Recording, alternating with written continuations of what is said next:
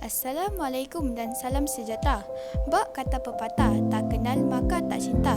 Jadi, izinkan saya memperkenalkan diri saya. Nama diberi Airin Rushika. Saya berumur 12 tahun dan bersekolah di Sekolah Kebangsaan Bubul 2 yang terletak di Semenar Sabah. Saya diberi amanah oleh guru untuk menyertai pertandingan pemilihan tokoh nilam peringkat daerah sempurna bagi kategori Bahasa Melayu Sekolah Rendah.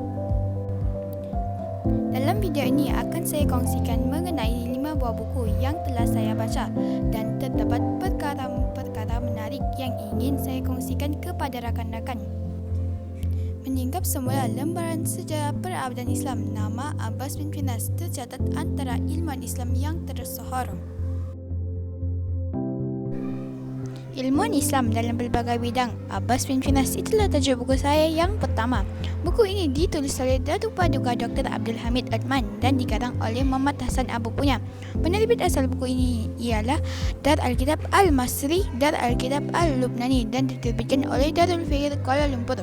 Buku ini mengandungi 117 muka surat. Untuk pengetahuan semua, buku ini menceritakan tentang seorang ilmuwan Islam.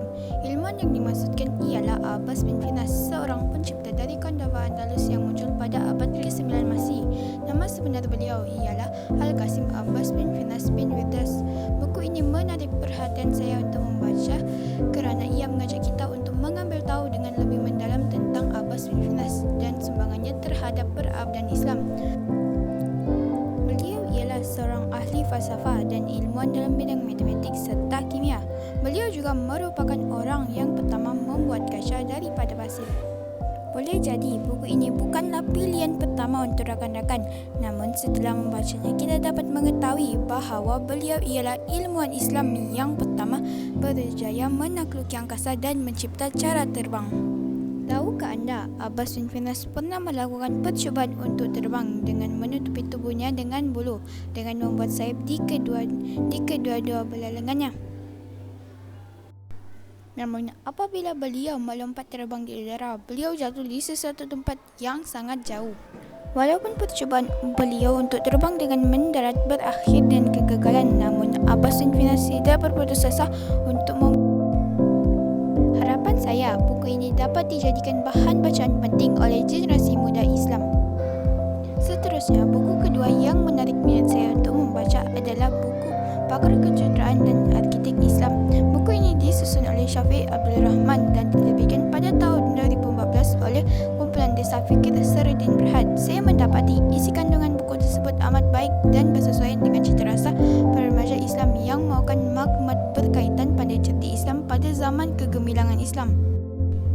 Untuk pengetahuan semua, buku ini mengutamakan maklumat-maklumat penting yang perlu diketahui oleh generasi muda Islam. Corak persembahan buku ini amat menarik dengan disertai fakta-fakta ringkas sama ada penemuan-penemuan yang penting atau bentuk kajian serta hasil penulisan yang telah ditulis oleh para bijak pandai Islam pada zaman kegemilangannya. Penulisan buku ini bertambah menarik apabila turut disertai isi dan gambar-gambar yang berkaitan dengan kehidupan serta kejayaan para bijak pandai pada zaman kegemilangan. Buku ketiga yang ingin saya kongsikan kepada rakan-rakan adalah buku Restu Ibu Bapa. Buku ini ditulis oleh Nur Zaira dan diterbitkan pada tahun 2010 oleh penerbitan Al-Ramadan. Buku ini mengandungi 45 muka halaman bercetak. Buku ini menyelitkan nasihat-nasihat yang berguna untuk membentuk akhlak yang sempurna. Buku keempat yang ingin saya kongsikan ialah Gadis Penjaga Masjid. Buku ini ditulis oleh Amir Haji Madsum dan diterbitkan oleh Pustaka Mawar. Buku ini mengandungi 28 halaman bercetak. Buku ini menceritakan tentang seorang perempuan yang bernama Ummu Tamrah. Ummu Tamrah mempunyai wajah yang bodoh, namun beliau tetap bersabar dengan ujian yang diberikan oleh Allah SWT. Buku ini mempunyai banyak pengajaran dan nilai-nilai murni. Antaranya ialah Ummu Tamrah tidak berputus asa dengan kekurangan dirinya. Malahan merasakan dia mempunyai keistimewaan lain walaupun dia berwajah bodoh. Beliau sentiasa bersabar dan berhati mulia dan ikhlas melakukan pelbagai pekerjaan. Walaupun ibu bapanya tidak menyukainya, tetap dia bersabar dan mentaati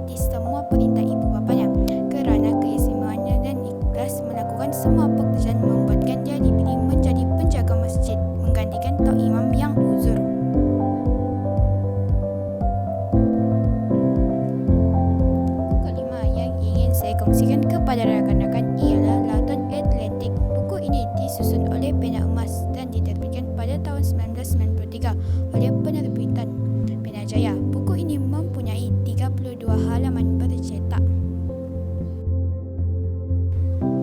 Untuk pengetahuan semua, buku ini memaparkan kisah dan peristiwa yang benar-benar berlaku. Isi yang terkandung dalam buku ini berdasarkan fakta-fakta yang betul.